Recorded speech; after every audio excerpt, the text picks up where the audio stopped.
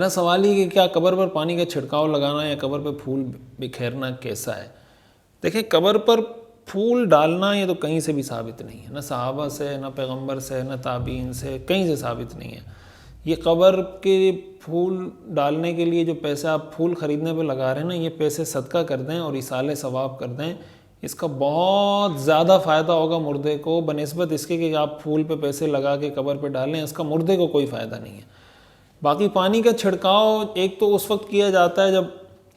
تدفین کی جا رہی ہوتی ہے، تو اس موقع پر تو چھڑکاؤ کرنا ہی ثابت ہے۔ حضرت سعد رضی اللہ تعالیٰ عنہ کی قبر پر اپنے بیٹے